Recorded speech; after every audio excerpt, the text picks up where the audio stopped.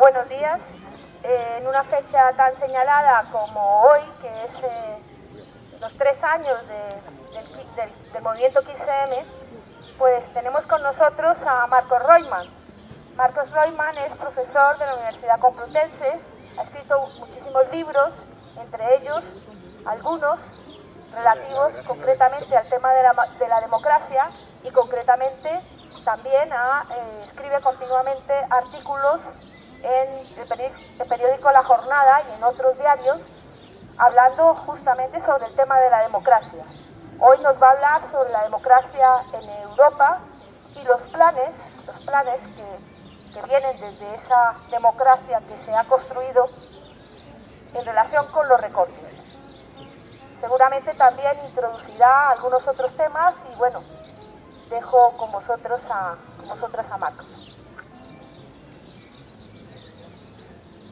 Bueno,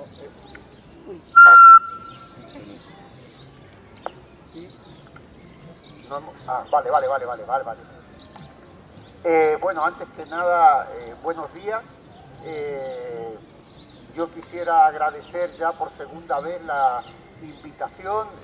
La vez anterior fue un año atrás, en pleno verano, en el mismo sitio, y por lo tanto eso significa que la comisión tiene vida y sigue manteniendo el mismo interés y la misma vocación del criterio que la hizo surgir, que es ese factor fundamental que ya señalaba Liliana, el 15M, que en el fondo ha sido una escuela de ciudadanía, un elemento de construcción también de rescate de la política en el ámbito de sacarla de aquellos espacios en los cuales estaba restringida y plantear aquellos problemas que la ciudadanía en definitiva es lo que se plantea, es la problemática que los ciudadanos definen sobre cuál es la agenda y no la agenda que nos muestran los grandes partidos o las grandes instituciones o los grandes medios de comunicación. Hay una gran diferencia entre la agenda oficial, aquella agenda que nosotros podemos ver en los medios de comunicación o con los tertulianos,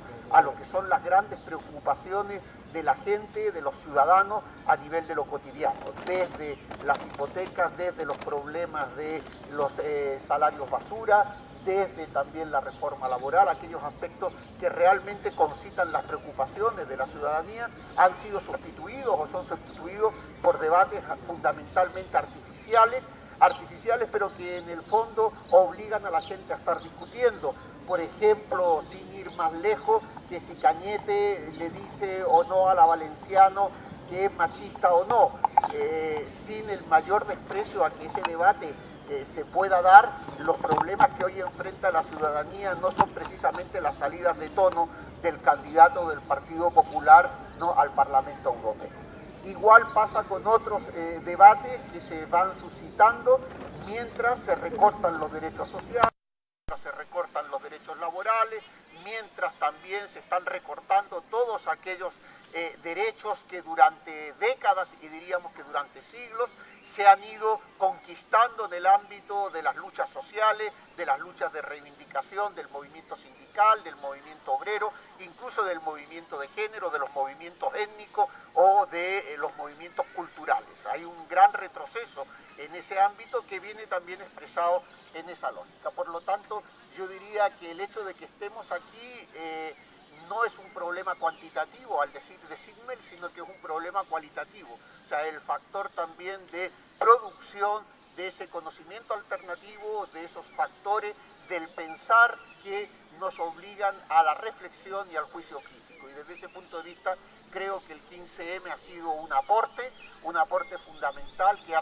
revitalizado la política y que por tanto en ese nivel podríamos decir que es un punto de inflexión en el quehacer de las luchas ciudadanas y por tanto hay que incorporarlo a esa gran historia de las luchas sociales, de los movimientos sociales en España y por qué no decirlo también en el contexto europeo.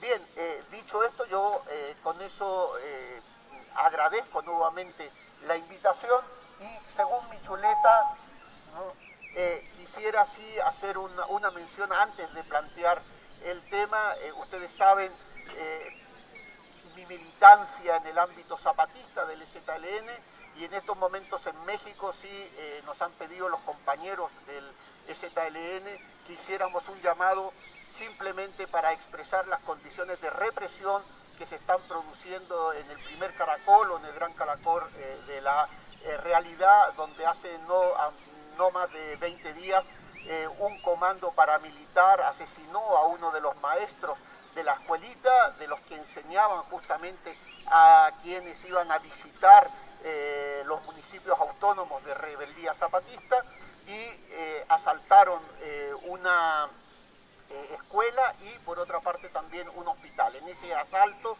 murió uno de los maestros de la escuelita, el compañero entre comillas llamado Galeano, de apodo Galeano, y por otra parte eso ha significado la suspensión de actos en los cuales incluso había sido invitado, iba a participar, tuvimos que decir que no, y se suspendió, que era un acto de homenaje a Luis Villorro, un gran filósofo que había participado en todas las luchas sociales, tanto en México como incluso en España, desde el punto de vista de su también tradición republicana familiar. Uno de los familia exiliada, una parte de la familia exiliada. Por lo tanto, quisiéramos llamar esa atención a los grandes problemas que se están enfrentando por el gobierno del PRI en estos momentos y por otra parte también lo que eso significa de represión. Se han organizado curiosamente asociaciones campesinas, centros de asociaciones campesinas ficticias que apoyados por los grupos paramilitares están entrando en los municipios autónomos de rebeldía zapatista, es decir, en las zonas que habían sido liberadas en el año 94, y al mismo tiempo que la matanza de Acteal, aquella matanza, ¿no?, que también fue generada por el gobierno de Zedillo y el PRI, en estos momentos la situación es de bastante crítica, sobre todo por el asedio y por otra parte, ya digo, por las condiciones en las que en estos momentos se está enfrentando el EZLN. Nos han pedido a todos que en todos los actos, en todos los sitios, en todo el mundo hiciéramos referencia para recordar este hecho y no olvidar que independientemente que no aparezcan en los medios de comunicación, desde el punto de vista de los medios de comunicación masivos, sí se están produciendo esas luchas y por otra parte también esos elementos que lo dejan. Por lo tanto, creo que es de obligación hacer esta mención y señalar que ahí hay un crimen de lesa humanidad, sobre todo contra todos los, digamos, no solamente grupos étnicos mayas, sino fundamentalmente con todo lo que ha significado y el aporte del EZLN, que como ustedes saben también ha sido desarrollado en el conjunto de América Latina, en los conceptos del summa causale en Ecuador, o del buen vivir, o de la ciudadanía plena, o sea, esos aportes que han estado presentes desde 1994, en el momento del lanzamiento, pero 10 años antes, desde el surgimiento del EZLN. Por lo tanto, era mi obligación señalarlo para que estemos alerta y pudiéramos cada uno donde pueda hacer expresión y denunciar esta situación por parte del gobierno mexicano y los paramilitares que están asediando a las comunidades zapatistas en Chiapas, en México. Bien, dicho esto, se me había pedido que hablara de la democracia en Europa y por otra parte también de aquellos elementos que constituían la posibilidad de entender si realmente las políticas que hoy se están realizando en el conjunto de los países de la zona euro, y no solamente de la zona euro, pero lo que podríamos llamar ese concepto de la Europa de los 27, o ya dentro de poco Europa de los 30, o como se quiera señalar, desde la perspectiva de los cambios que se han ido produciendo. Bien, yo quisiera plantear un punto de inflexión que se dio en el conjunto de los países, no solamente de Europa, sino a partir de la década de los 70. Voy a ser muy breve en este sentido, pero hubo un cambio de principio de explicación en el propio desarrollo del capitalismo. Ese capitalismo inclusivo, ese capitalismo que se desarrolló sobre la base de las políticas keynesianas, donde estaban los elementos de pleno empleo y redistribución de la renta como eje que definían incluso la intervención del Estado en las políticas públicas y de las políticas públicas a las políticas sociales en el ámbito de la inversión estatal, la inversión del Estado para poder favorecer supuestamente o sin supuestamente políticas de cohesión social, para utilizar conceptos del día de hoy que lo podamos ver con mayor claridad.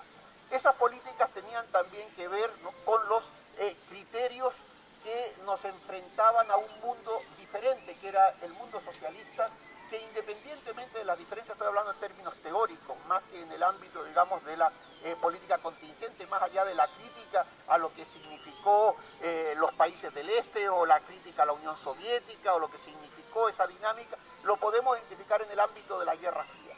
Y ahí sí hubo un punto de inflexión. El capitalismo no ha tenido nunca una teoría del desarrollo.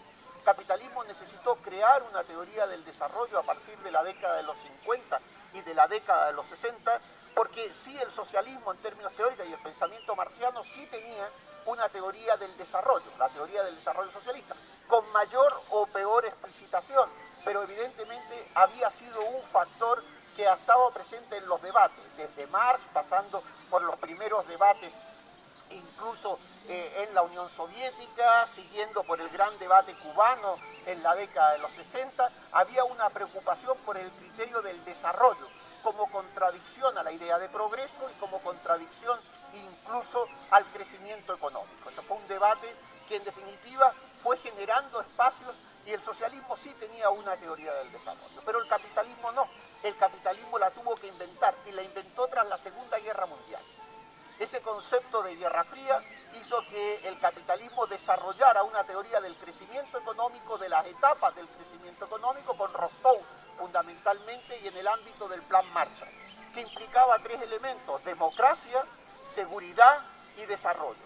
Los tres factores que explicaron la lógica del Plan Marshall y que después estuvieron en sincronía con todos los cambios de la seguridad de Occidente, desde el punto de vista de favorecer políticas inclusivas para frenar los posibles avances del socialismo.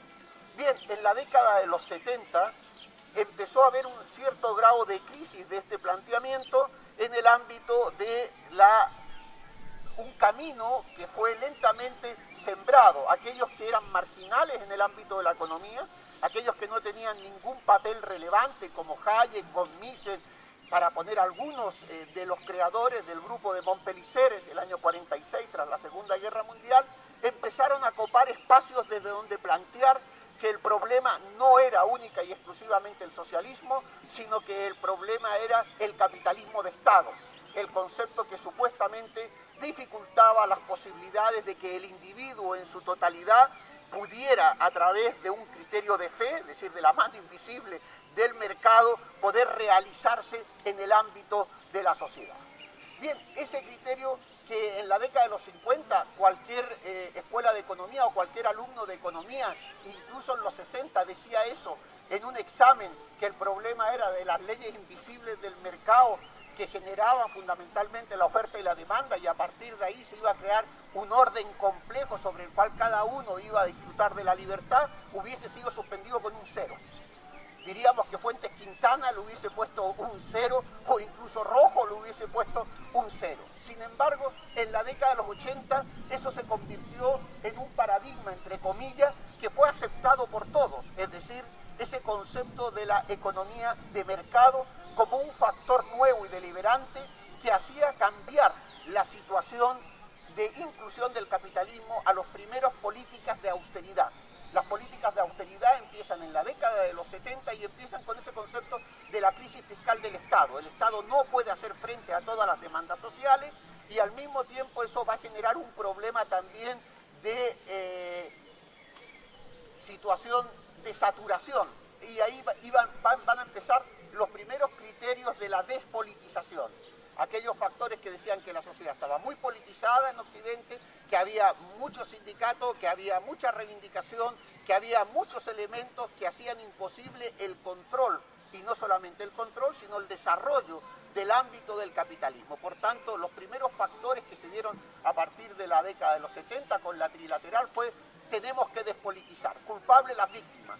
Las víctimas son culpables en este caso porque demandaban salud, educación, trabajo, vivienda, y todos esos elementos habían saturado las expectativas porque habían obligado al Estado a invertir más allá de las posibilidades que tenían, y eso empezaba a generar un déficit, ¿no? Un déficit fiscal que lo que impedía era, en definitiva, que la economía estuviera sana y que, por otra parte, los aspectos sociales tuvieran una mayor relevancia. Y lo que había que hacer era cambiar la dinámica. Esas tesis que habían sido fundamentalmente esgrimidas en la década de los 60 y que habían sido marginadas, curiosamente me van a permitir la única cita para que ustedes se den cuenta del cambio del concepto de ciudadano al concepto de consumidor, que es el factor clave que va a determinar todos los cambios en Europa y que va a definir ese criterio. Es una cita bien interesante.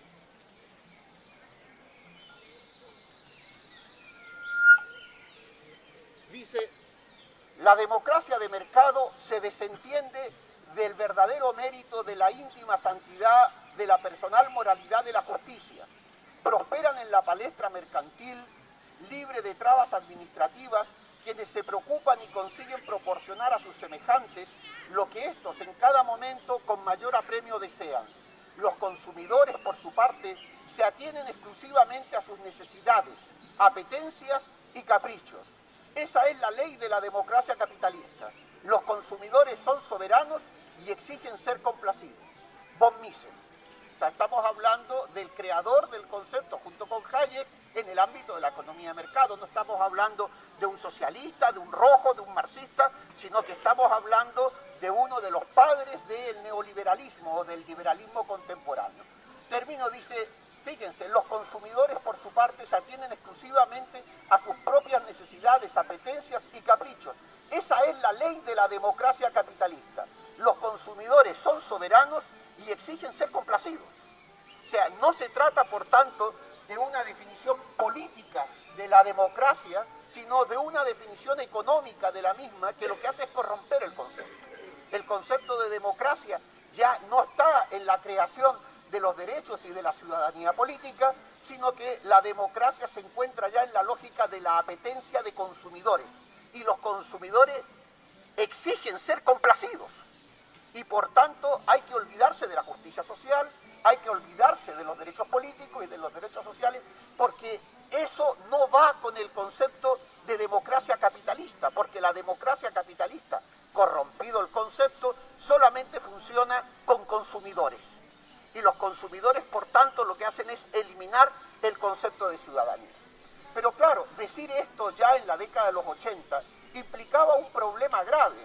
¿Por qué? Porque en Europa, ya no me refiero a América Latina, hay movimientos sociales, hay movimiento sindical, hay partidos políticos. Todavía estamos, si ustedes quieren, en la época de fines de la Guerra Fría, pero podemos decir que hay un movimiento obrero organizado.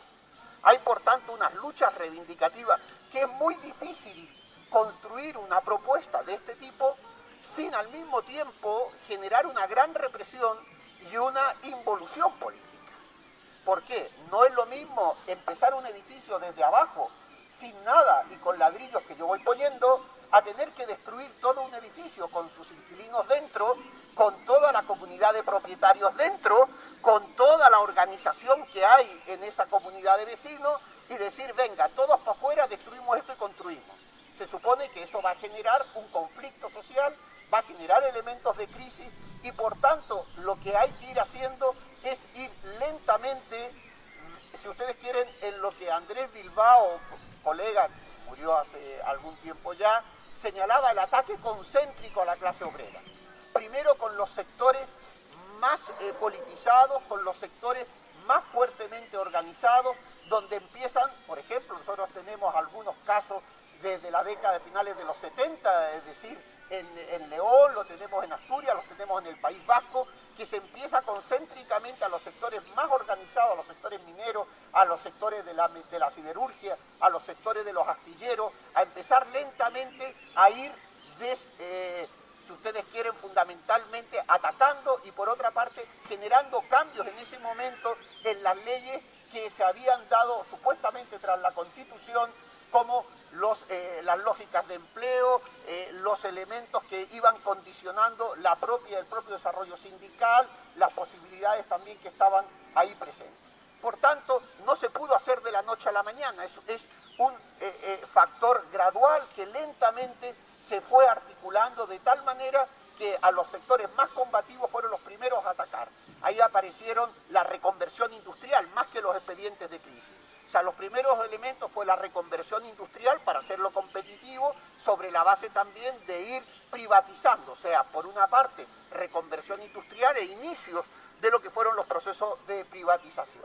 Es cierto que en España se producía un elemento específico, a diferencia de otros países, por lo que era la salida de la dictadura. En definitiva, la muerte biológica del dictador también condicionó determinado tipo de lucha sobre la base de los espacios de democracia que se iban constituyendo al mismo nivel que se estaban dando las otras grandes contrarreformas. O sea, en definitiva, habían elementos contradictorios, incluso diríamos esquizofrénicos, de pasar de ese concepto de la salud universal, ya no solamente a los que estaban afiliados a la seguridad social, o sea, aquellos elementos que constituían un paso adelante, pero por detrás empezaban a privatizar todas aquellas empresas que en definitiva iban a ir pasando lentamente a los grandes empresarios.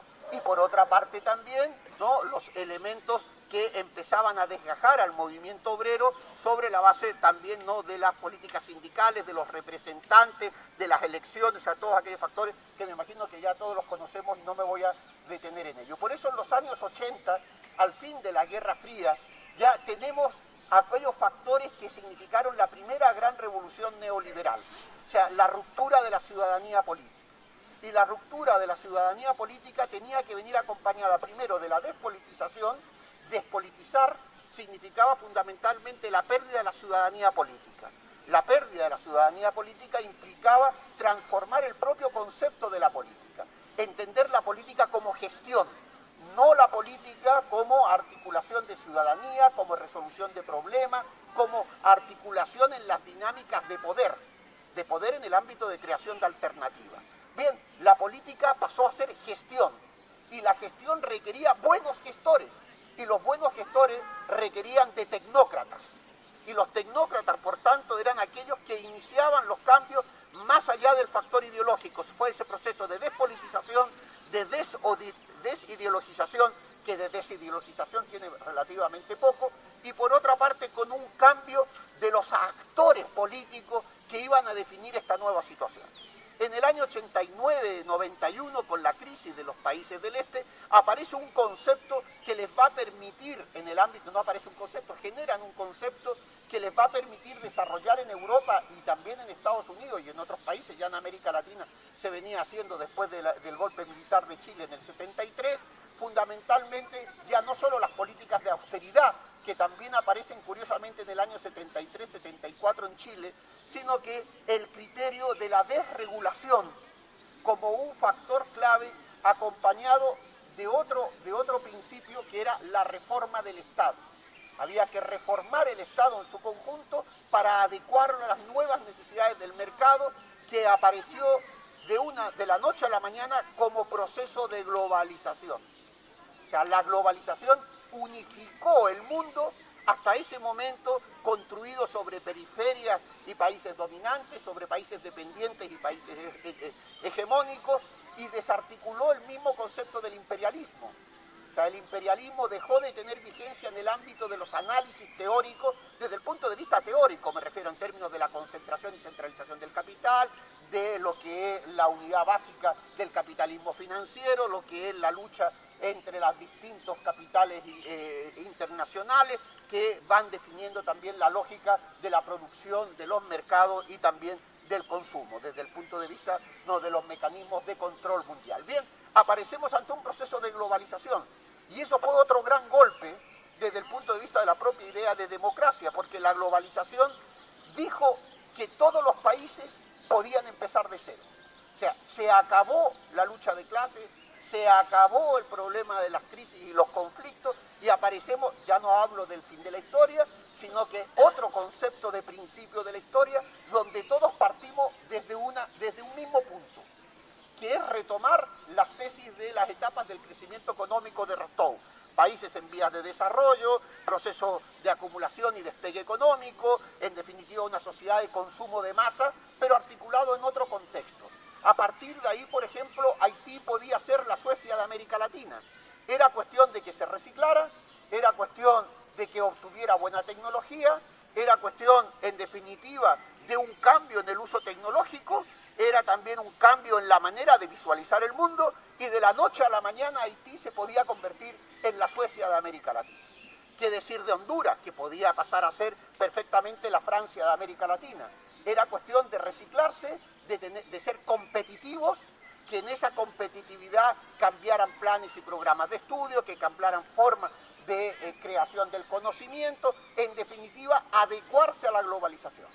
Y ese fue un elemento que estuvo en la agenda incluso en la izquierda.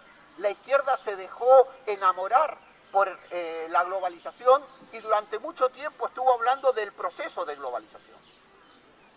No se habló de la ideología de la globalización, sino que se habló del proceso de globalización y cómo podemos integrarnos mejor al proceso de globalización.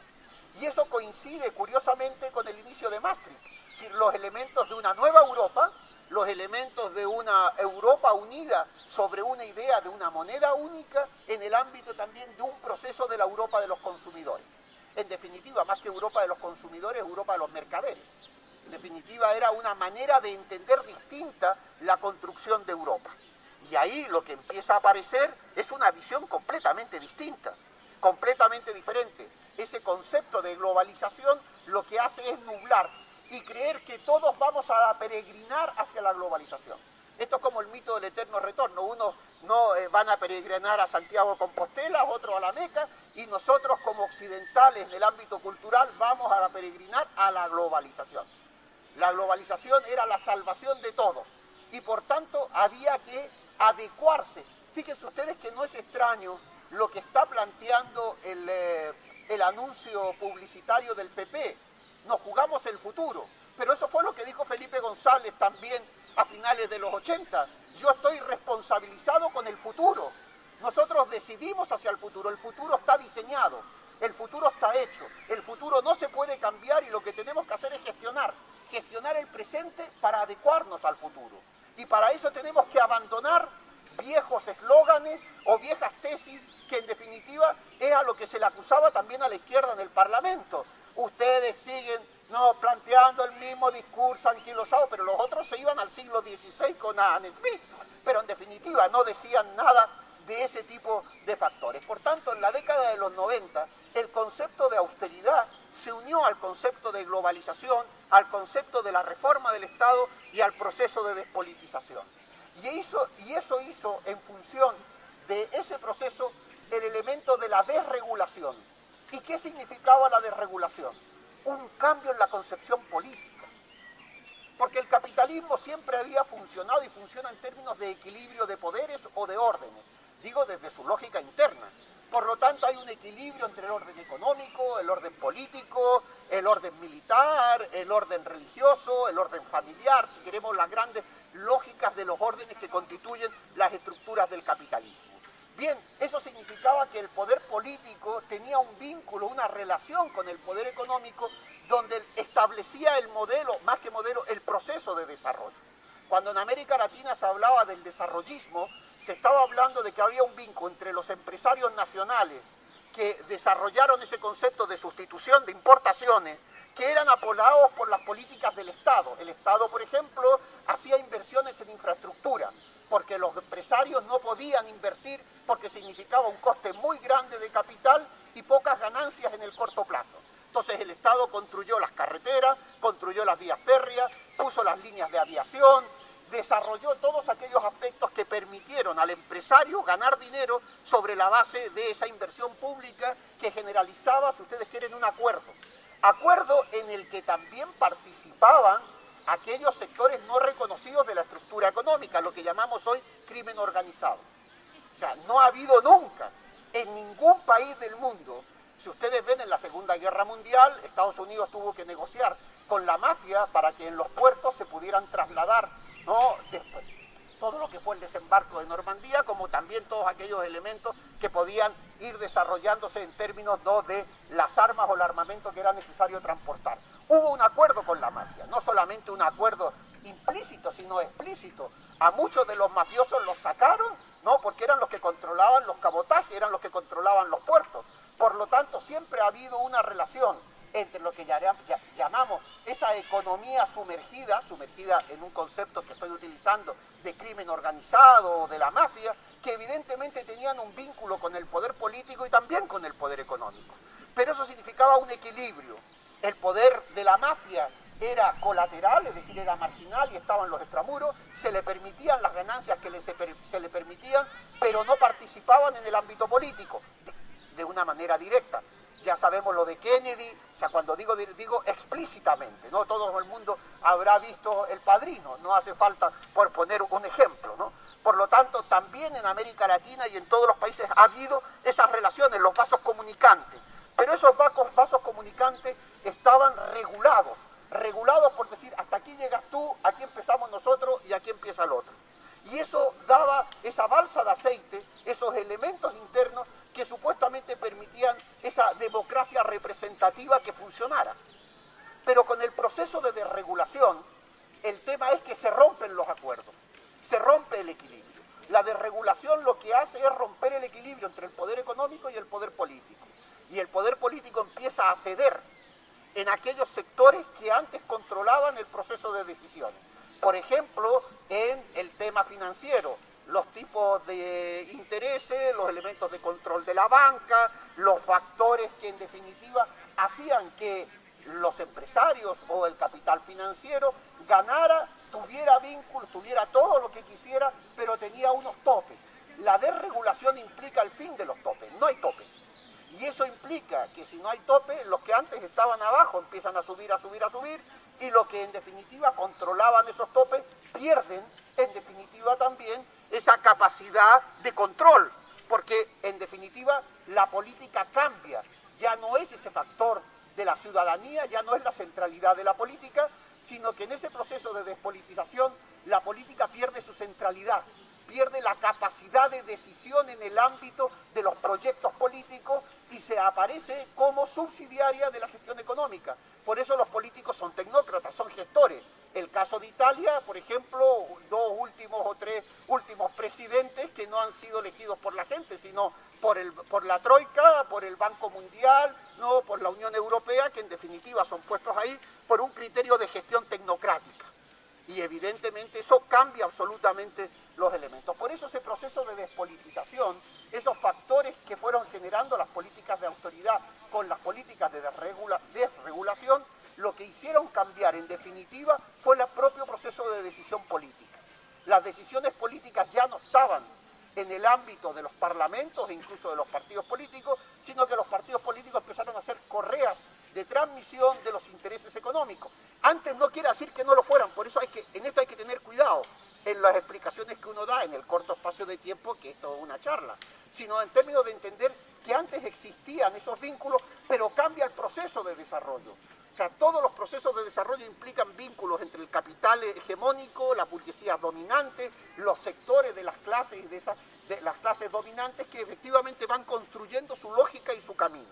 Por eso en América Latina también esas burguesías nacionalistas fueron supuestamente desbancadas por las nuevas burguesías neoliberales o oligarquías neoliberales que en el fondo también tenían otra condición, la desnacionalización. Mientras que las burguesías nacionales o locales, e incluso en el caso de España, yo no me quiero meter porque aquí está un maestro que es José Manuel Naredo, no quiero yo meter mucho las patas, pero en definitiva el capital nacional en la época del franquismo fue más bien minoritario, pero en definitiva tuvo también su proyecto con el franquismo y con el Opus Dei, y que evidentemente significaba una propuesta evidentemente dependiente en la lógica del papel de España, etcétera, etcétera. Pero claro, en América Latina esa lógica que aparecía también hizo que las nuevas clases dominantes, esa oligarquía neoliberal que era gerencial, ya no necesitaba del país. Y ese es un cambio también fundamental en la propia idea de democracia. La democracia pasa de ser una construcción ciudadana en el ámbito de lo local, de lo particular y de lo social colectivo en el ámbito del Estado y en el ámbito de la nación, para ser el concepto de democracia global. Y ese concepto de democracia global va a generar la idea del modelo democrático. No hay más que una democracia, la democracia de mercado, es decir, la de los consumidores. Y hay que tender en el futuro hacia eso, hacia la democracia de los consumidores. Por eso Cañete dice, en definitiva, no, es decir, soy responsable con el futuro, es decir, miramos hacia el futuro, sí, el futuro de todos los consumidores, pero no del de la ciudadanía plena, no de la construcción de la politeia o de la política, sino del consumidor. Y el consumidor genera también otro elemento, el individualismo, porque los consumidores generan también ese concepto individual frente al hecho colectivo de la decisión que es la democracia. La democracia es un hecho social, es una práctica plural de control y de ejercicio del poder, desde el deber ser del poder. Por tanto, hay un elemento entre lo que se dice y lo que se hace. Hay un elemento también de que la democracia es conflicto. La democracia no es consenso, es disenso, es diálogo, es participación, es negociación, es coacción. En democracia no se puede hacer lo que se quiere. Sin embargo, en el ámbito de la economía de mercado, donde los consumidores exigen ser complacidos, el problema es, oiga, esto es lo que yo quiero. O sea, yo quiero un vino aguado y lo que yo quiero es que me venda esto y que me haga esto otro. Eso es lo que define fundamentalmente la lógica de la democracia de mercado. Por eso la democracia no entra en el ámbito del mercado. La democracia es una definición política, no es una definición económica, como también lo es el capitalismo, una definición política, que no económica. Por tanto, en esa lógica, cuando entramos ya en esta dinámica de la despolitización, el fin de esa ciudadanía política, en este proceso de desregulación empieza a producirse ese proceso de desnacionalización también. Porque las nuevas clases dominantes son gerenciales, no tienen patrón aquí, no tienen proyecto aquí, para ponerlo de ese, no necesitan. Y eso, por ejemplo, si ustedes lo ven, en líneas generales pasa cuando le preguntan a ustedes a los chilenos, que a los chilenos les gustaría agarrar Chile y ponerlo en Europa, ¿no? Es decir, nosotros ya no somos latinoamericanos, estamos en Europa, somos el mejor país y ojalá en vez de hablar castellano hablaran inglés, ¿no? O ya puesto ya hasta francés o alemán, es decir, en ese ámbito. Bien, cuando uno está hablando, dicen, nosotros no sabemos lo que es la chilenidad. Nosotros no nos interesa Chile, nosotros nos interesa nuestra incorporación en el mundo, los elementos que están, y hay una gran diferencia en términos generacionales también en quienes tienen concepto de país y quienes tienen ese concepto de universalización falsa, abstracta, que lo que elimina son los elementos específicos y concretos que definen la historia de la nación o la historia de esos estados desde el punto de vista de la construcción de proyecto político.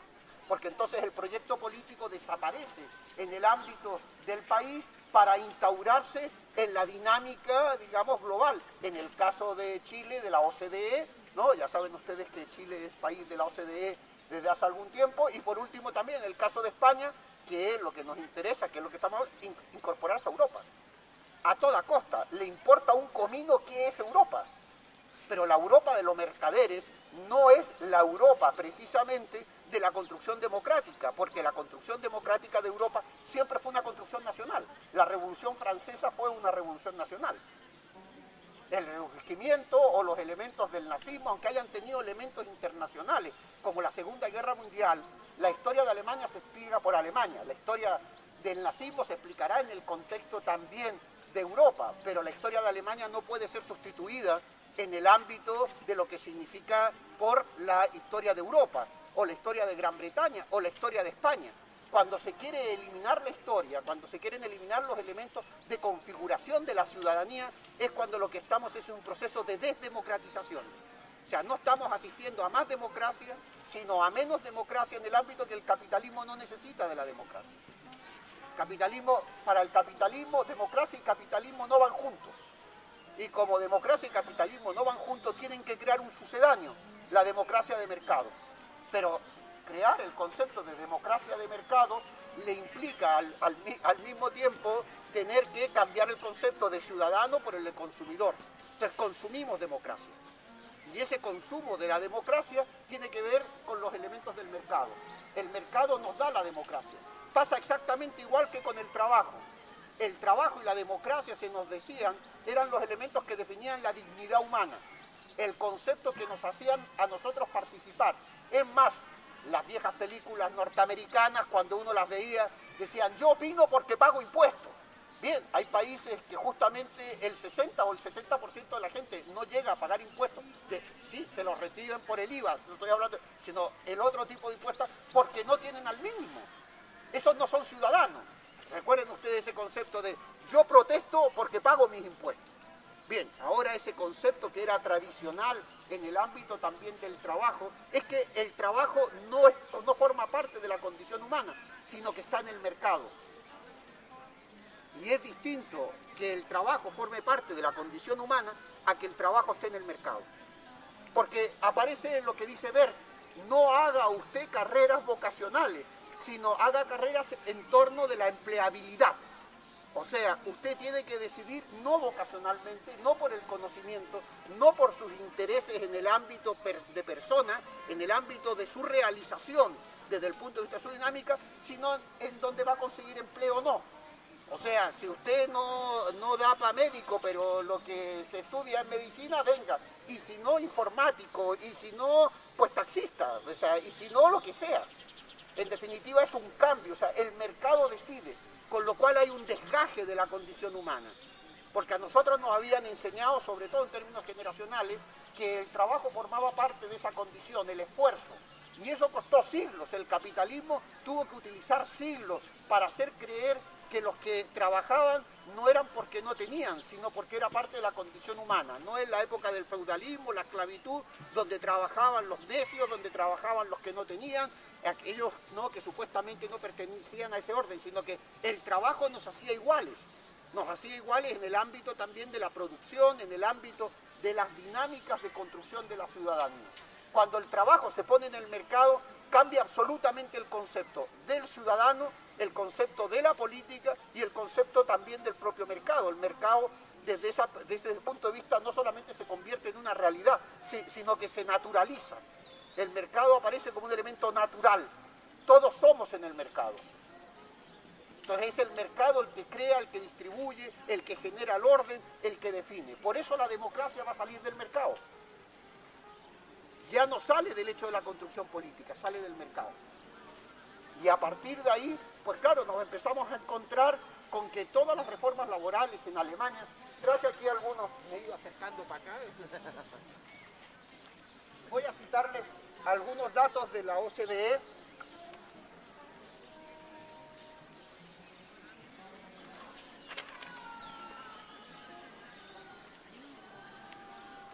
Y con esto voy concluyendo también, para no hacerlo tan largo.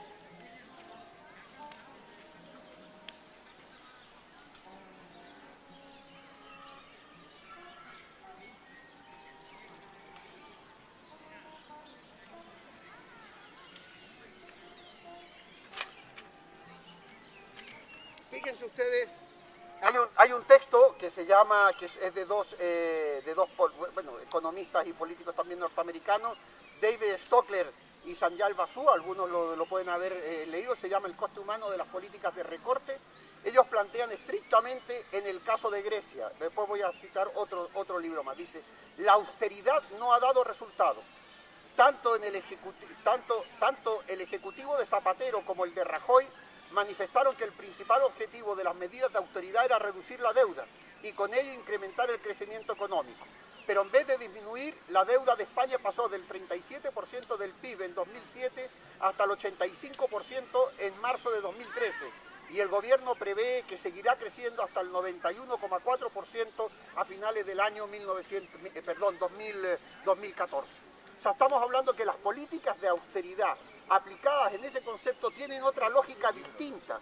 O sea, no se trata de readecuar o redefinir en el ámbito de más ciudadanía, de más democracia, sino en el ámbito de otra élite política y otra élite económica que definen hacia dónde va Europa y cuáles son las características. Entonces meten el concepto de austeridad en el ámbito de la despolitización y por otra parte también de la desregulación, para plantearnos que el mercado necesita eso para poder retomar aquellos elementos del despegue económico.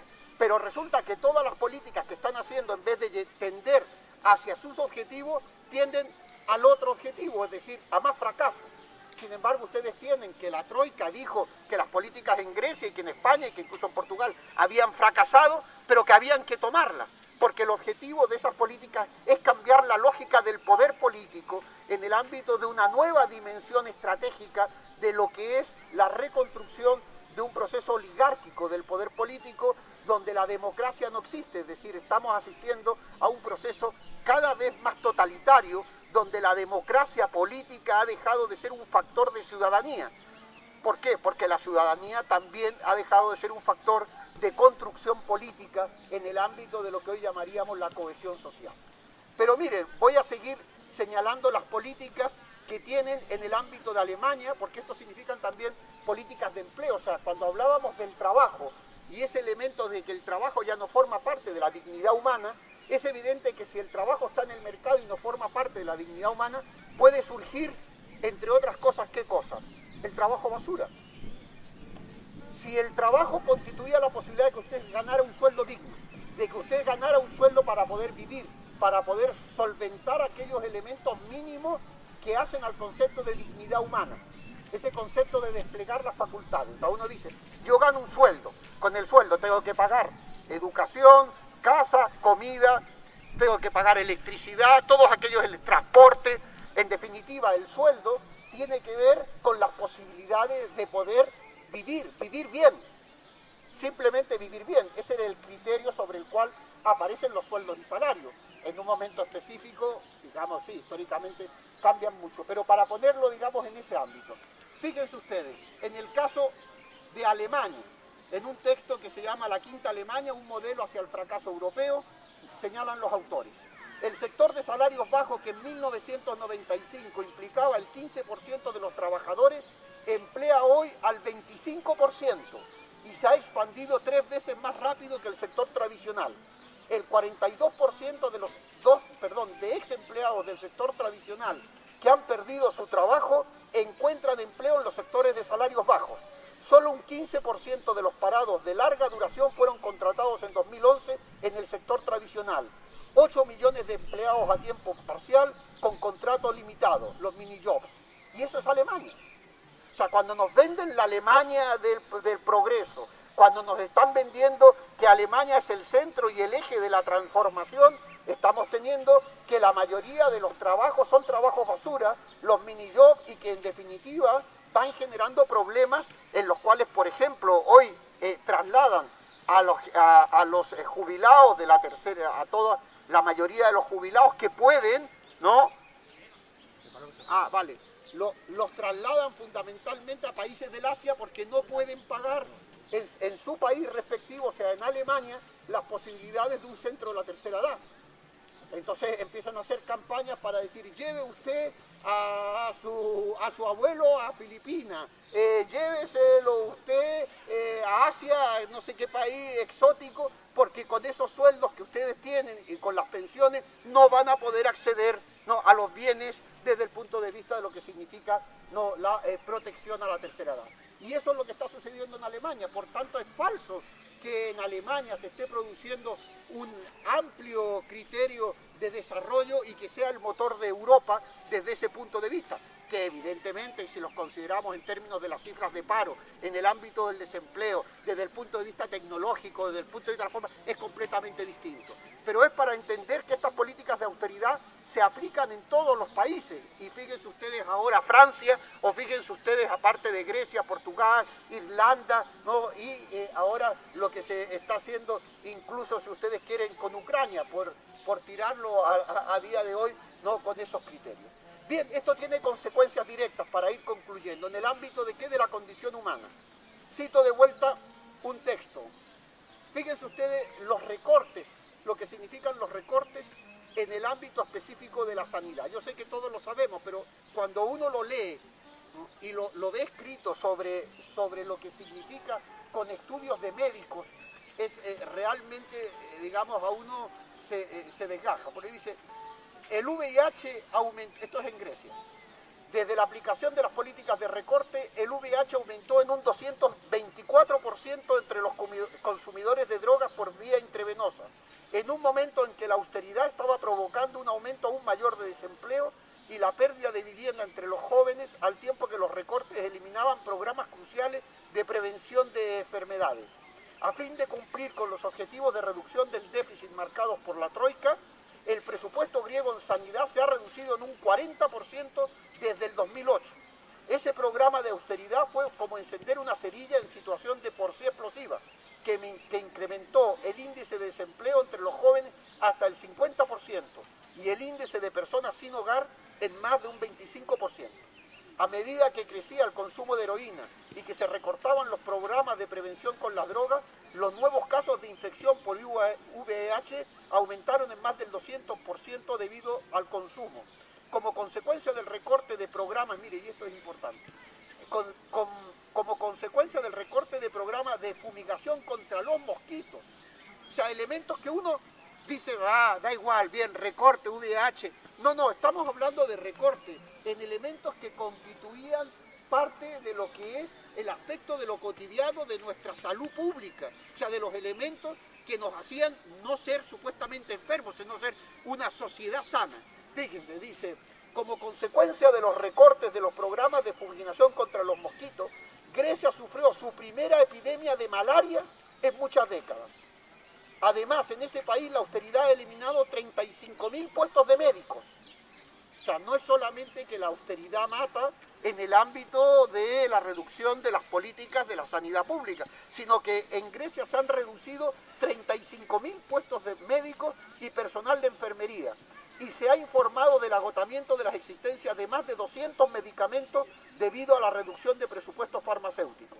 También se ha producido un 50% del aumento del número de personas que no pueden acceder a la atención médica, puesto que algunos ciudadanos griegos se quedaron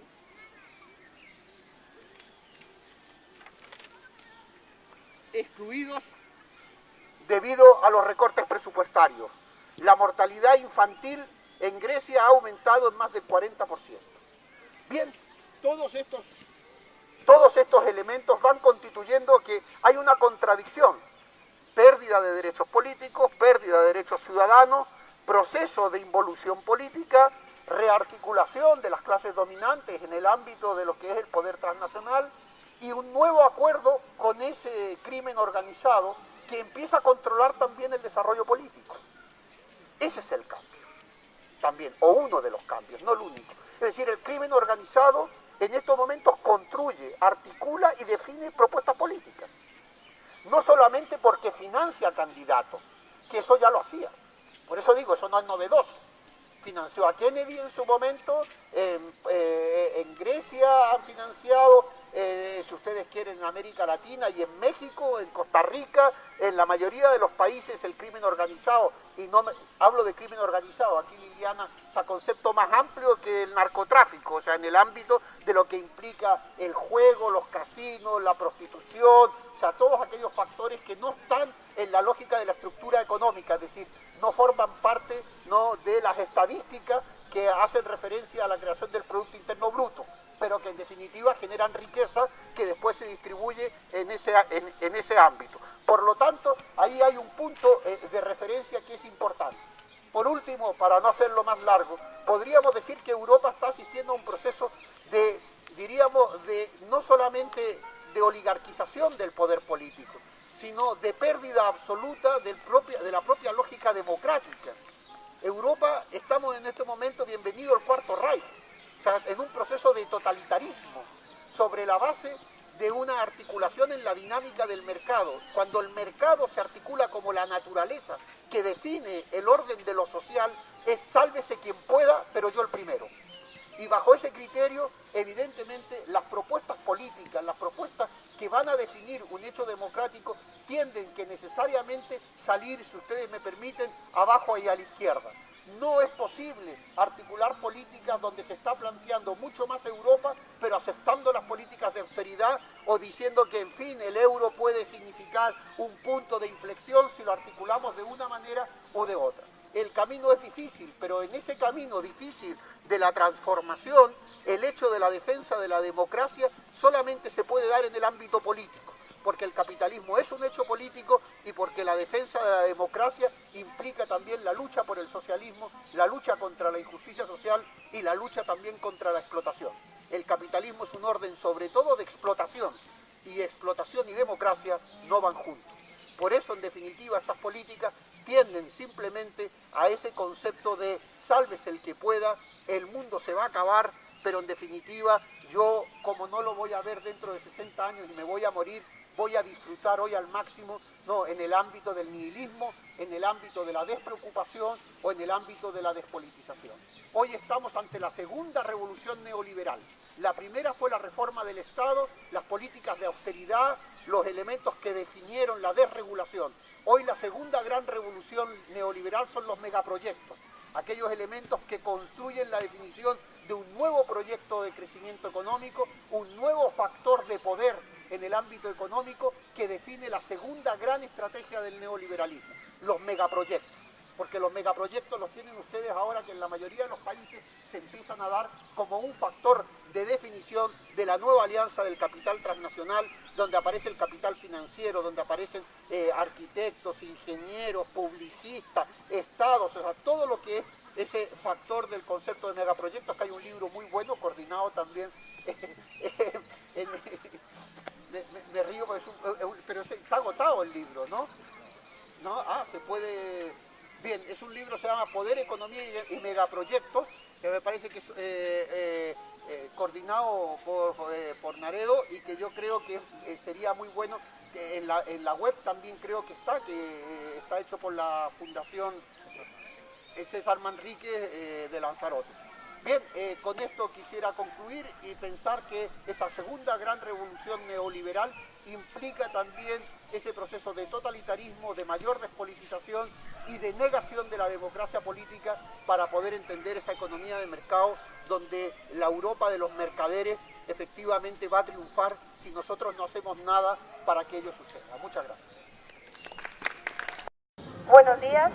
En una fecha tan señalada como hoy, que es los 3 años del movimiento 15M, pues tenemos con nosotros a Marcos Roitman.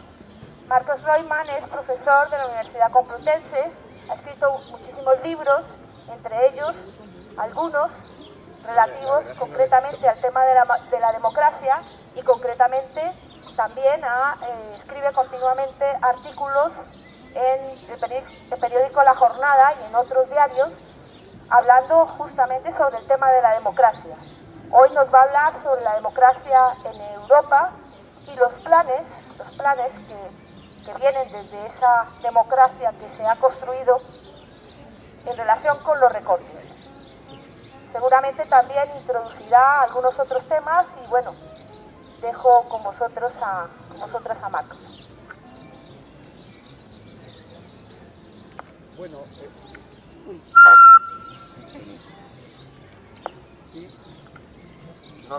vale. Bueno, antes que nada, buenos días. Yo quisiera agradecer ya por segunda vez la invitación. La vez anterior fue un año atrás, en pleno verano, en el mismo sitio, y por lo tanto eso significa que la comisión tiene vida y sigue manteniendo el mismo interés y la misma vocación del criterio que la hizo surgir, que es ese factor fundamental que ya señalaba Liliana, el 15M, que en el fondo ha sido una escuela de ciudadanía, un elemento de construcción también de rescate de la política en el ámbito de sacarla de aquellos espacios en los cuales estaba restringida y plantear aquellos problemas que la ciudadanía, en definitiva, es lo que se plantea, es la problemática que los ciudadanos definen sobre cuál es la agenda que ha revitalizado la política y que, por tanto, en ese nivel podríamos decir que es un punto de inflexión en el quehacer de las luchas ciudadanas y por tanto hay que incorporarlo a esa gran historia de las luchas sociales, de los movimientos sociales en España y por qué no decirlo también en el contexto europeo. Bien, dicho esto, yo con eso agradezco nuevamente la invitación y según mi chuleta, ¿no?